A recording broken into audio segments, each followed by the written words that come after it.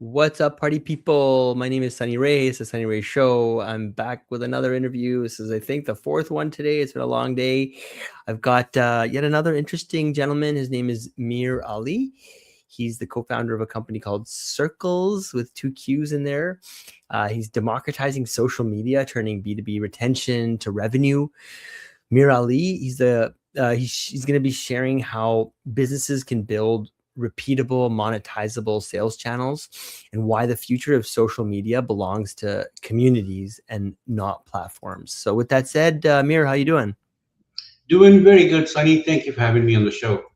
Yeah, nice to have you here, Mir. So what is your, what are you building? Why should, listeners care? Definitely. So what we're building is something that we used to do a long time ago. And in the last couple of decades, I think we have completely switched gears. And we're now, as a market, find ourselves in a space that is completely different from what it used to be. And what I mean by that is if we go back to pre-internet days, used to be a business had a relationship with the customer. You knew the customer knew you built that relationship, and that was your business was based on. But what's happened today is we have a lot of large platforms and entities and middlemen that control that relationship to a great extent, especially in the food delivery business, right? Most of the platforms don't share customer information with the restaurant. So the restaurant has no clue who the customer is. You could have placed 10 orders with the restaurant. They just know they need to prepare the food, somebody will come pick it up. They don't know if it's Sunny ordering it again or Mir. They have no clue. So what Circles is trying to do is change that paradigm. We want businesses to own the relationship with your customer. What you own, you can understand. What you own, you can improve and make your efforts that you're doing month after month into marketing into a repeatable business asset, right? Which generates revenue on a repeated basis for you. So to why I called it democratizing social media, I'll take a quick step back and can explain to you why. The market today is controlled by monolithic powers in the marketplace, whether it's the Meta platform, Google platform, X, YouTube, whatever you take. The monolithic powers have complete control over how they operate. So consumers on one end are struggling with privacy concerns, overall higher societal impact on young children. But the platform has so much control that we're now getting governments and legislations and rules involved to control it. So the consumer has obviously lost all control over their information, who they are, what they do, from browsing activity to purchase activity to pretty much movement activity to everything you do. That's on the consumer side. On the business side, the business has absolutely no control over where their information is going, how it's getting out there, and what they're retaining from that. The algorithm changes, and 6 months worth of your marketing campaigns are now out the door. Right? Your content isn't making it anywhere. No one controls the algorithm except the platform. And the reason for this monolithic power to exist today is both consumers and businesses have adopted this as the single channel between them. So what Circles is doing is essentially creating that platform where each business owns its own branded community. So I'm a restaurant around the corner from you. You walk in, you join my circle. Once you've joined my circle, you place an order, you get it delivered, you get it picked up. But now I know what Sunny orders. When I have a slow day on Tuesday, I can say, Sunny, come down, your dish is 20% off. Right? With that circle now, I have a monetizable asset for my business. I'm no longer posting on Instagram on a Thursday afternoon and paying $200 to boost my ad, saying, hey, I have 20% off, hoping, praying, trying to reach Sunny, who's already eaten my food, right? He loves the food I make, but there's no way for me to know. So there's this huge gap between the customer and the business that has come into the marketplace. And the entire platform for Circles is our whole approach is to completely flip that model on its head. Because if you go to mycircles.com, it explains on the consumer end, the way the platform operates is I'm a consumer, I control my feed and who markets to. So you're a business selling shirts, I buy shirts. I'm going to join your circle. You're a business that's selling shoes, I buy shoes. I'm going to join that circle. Now you have direct access to me. You want to promote sales, you want to promote loyalty, you want to promote engagement. I'm listening because I buy shoes. It's not a random ad on my feed. Right? But let's go next door to a makeup store. Let's say you and I don't use makeup, right? And I'm not joining that circle. I have no interest in makeup. So now, as a consumer, I don't need to have a platform in the middle controlling the algorithm so that my information can be hijacked, manipulated, sold, resold, just to target the right ads. I'll subscribe to the businesses I want, and businesses get an option on the platform to advertise themselves, to promote themselves. But the consumer makes the final choice. Yep, I'll subscribe to you. If I don't, you're not in my feed, period. Um, my ratings are now valid ratings because I'm in your circle. I've actually done business with you. So it completely changes the equation on the consumer side. On the business side, I can show you month after month after month that my marketing efforts, instead of being a liability, are now a growing asset for my business. I'm spending $1,000 a month. My membership grew from 50 to 500. Right? Now, keep in mind that none of this means that we are saying the platforms are bad guys, that you need to get rid of all the platforms. They're great platforms. They have served a tremendous purpose for our society, and they'll continue to do so. But at the end of the day, they are nothing but acquisition channels, no more than that. They're not the platforms to build your customer relationship on. They're not the platforms to build your marketing strategy on. If you as a company are dependent on a third party platform that can overnight change the rules of the game and that can impact your bottom line exposure, your existence, you shouldn't be in that game, right? So you have views, you have impressions. Those don't mean that you're gaining any kind of engagement or loyalty. And I often ask my customers this: let's wake up tomorrow morning and we all realize Facebook, Instagram are going to charge you a penny, just a penny, for every like you do on that platform. What do you think is going to happen to those likes? They'll disappear before lunch tomorrow. So that's what they're worth. If you really want to know what they're worth, do this mental exercise and say, okay, if every user that liked my post on Instagram, that the vanity metrics are not what are going to add to the bottom line of your business. Right? Oh, wait, hold on. Are you arguing like that Google stars and things like that don't No, no, add no, no, not value? Google stars. I'm talking about social media, Got not it. Google. Okay, okay. So the social media, and a lot of people say I have 5,000 followers on my Facebook page. My post got 50,000 likes. Those are great, great, great, absolutely great vanity metrics. They make me feel good. I feel all warm and fuzzy that my post got 50,000 eyeballs. Now, how many of those eyeballs are actually willing to do business with me is a whole different problem to solve. But the noise of the vanity metrics often distracts us. We can't look past it.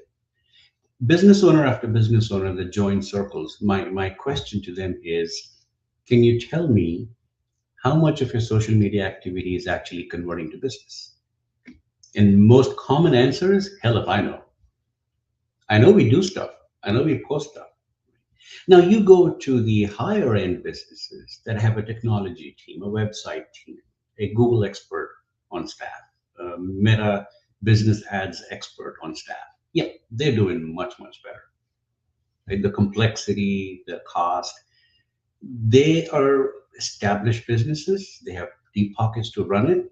They're doing it, and the statistics speak to the results of those businesses, not the restaurant around the corner, not the business doing less than 5 million a year. Right? These are the businesses that are really struggling to establish themselves, be heard, engage their customers, build loyalty, have a space where they can go, this is my local community that I'm selling to. Who does the corner restaurant sell to? 3 to 5 mile radius, right? I know you're in Toronto, so in I visit Toronto a lot. Nobody's coming from Ajax to downtown Toronto because they saw a post on Instagram that said, "Oh, this looks yummy. Let me drive to downtown Toronto." Now, the corner restaurant sending me that at 4 o'clock in the afternoon, saying, "Hey, today's special on the menu is this." Highly likely that I will go down and go. I'll tell my wife, "Let's not cook today. I'm going down there. They have this on sale." But the problem isn't that the restaurant doesn't want to do it. The restaurant wants to. They don't know how to do it on Instagram or Facebook effectively to target the right demographics. They don't want to spend the money to do it. They don't have the time to do it. And they shouldn't do it repeatedly on a platform that they've already used, already paid for. So our model succeeds because we break all those chains around a business, right?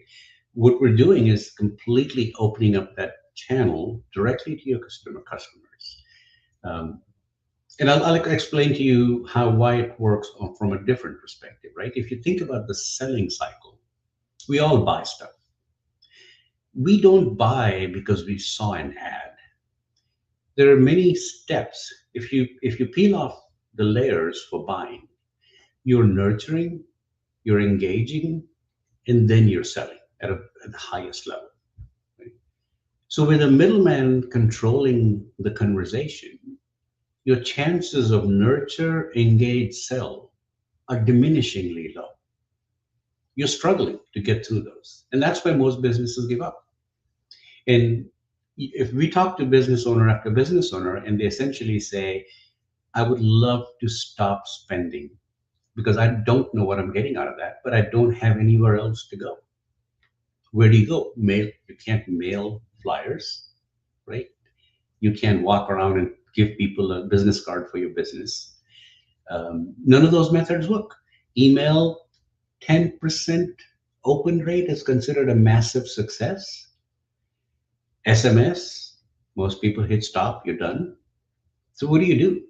The only chance is to, hey, continue on Facebook, and hopefully that 500 a month, 1,000 a month, 5,000 a month is giving me some results. I just can't articulate or bank on it or hope that it grows and I have a method to the madness of what I'm doing with that money. And so that's basically a long pitch for circles, and that's what we do. Okay. I mean, uh, it's funny because the thing I don't understand quite is that you kind of make social and these platforms sound not so great, but technically they're great because they're just filling the top of funnel for these businesses, right? But Exactly. don't you focus more on the retention side of the stuff? Like We I'm do. still like in one sentence, Mir, if you had to explain what you do, what is the kind of the elevator pitch or something in terms of what not what the problem you're solving or the how Right. bad everybody is, but like what's like the one liner? The one liner is we're building predictable revenue streams for a business.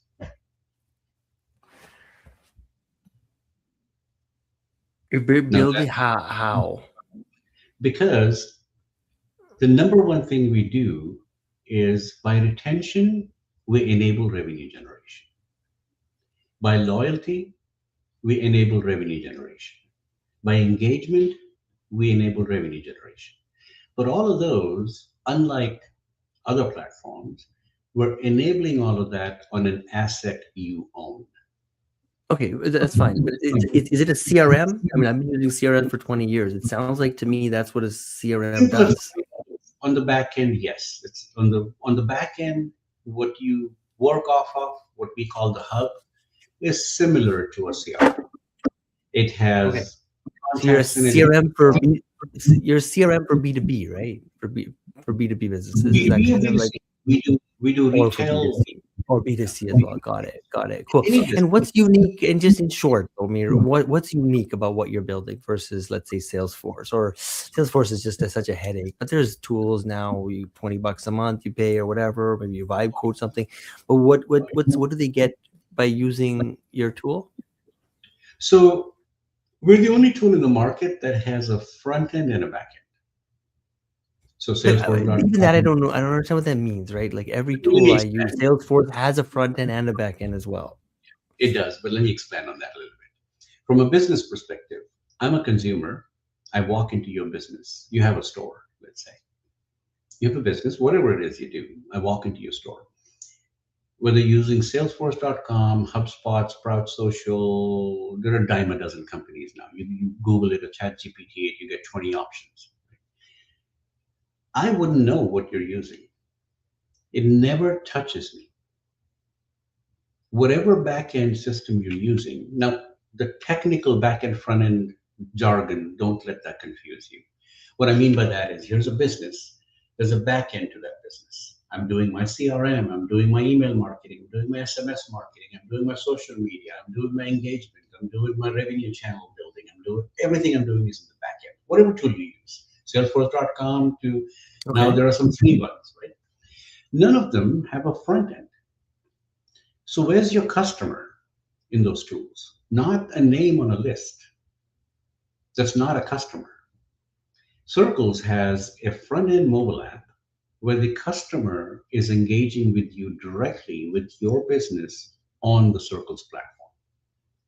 So your marketing efforts, your email, your SMS, your channels, your engagement, your promotions, your deals are going on the same platform where your customer lives.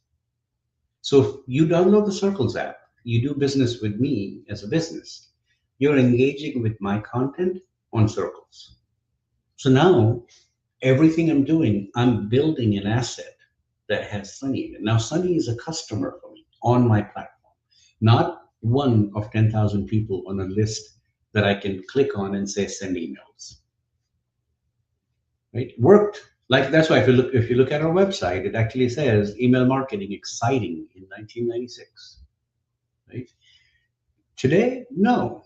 Those are obsolete dead channels. SMS, email, even social media. Those are dead, overcrowded, dead, crowded. I can't think of more words to describe it. But those all, what's the average, sorry, you were mute for a second.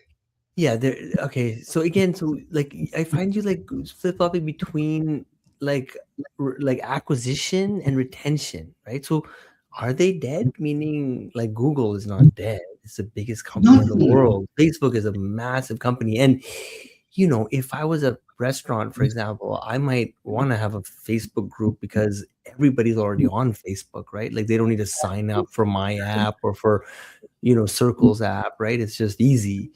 And Yes. I'm getting to get my message out. I can also ping any one of those people if I need to. Hey, I have a promotion, right? So, like, it's still hard for me to get my head around the whole idea, right? Like, because I mean, and you say there's nobody between the customer and them, but you're between them, right? So the Circles platform is between them, No, no? but that's the key, right? When we build your circle, your customer is interacting with you in your circle. There's no middleman between your post and the customer, right? Except the customer themselves. They can say turn off. But I want to go back to something very important you just said, and we run into this with a lot of people until they get the model. We're not replacing anything. We're not saying social media needs to go away, Google needs to go away, DoorDash, Uber Eats, Grubhub need to go away. Those are, like I said earlier, absolutely amazing. And like you said, top of the funnel tools. Facebook's got 3 billion users worldwide. Yeah. Yeah, Exactly. you want to be on that. You want to be on there. But I question, out of those 3 billion that are on there, how many apply to you? There are 3 billion. Let's take that 3 and make it 30. There are 30 billion people eventually, one day, maybe when the rate the human race is going, maybe by 2030. Let's pretend there are 30 billion people on the Facebook platform. How many apply to you? That's the only thing that matters, right? I mean, there may be 30, 300 billion on the platform. How many actually apply to you is your demographics of a typical small business is my city, maybe my county, my neighborhood, my 5 to 10 mile radius are the only people that matter. Like in my example earlier, no one's going from Whitby, Ontario, Scarborough to downtown Toronto because you and I are on the same platform that has 3 billion users. Yeah, It's but a it's a all vanity metric. these tools have geolocation. They obviously use that data, right? Meaning, if you run a targeted ad for a restaurant, you're not going to market to the guy in India. If you're living in Toronto, you're going to market to the guy across the street. And that is the common answer that most people give unless they sit down with the Meta Business Suite and try to figure out. And a typical business owner, especially you're talking less than 5 million in revenue, he didn't go into business to learn Meta Business Suite, Google Ad portfolios, Google Analytics. These are all massive, complex, complicated tools. You need a technology team to do this.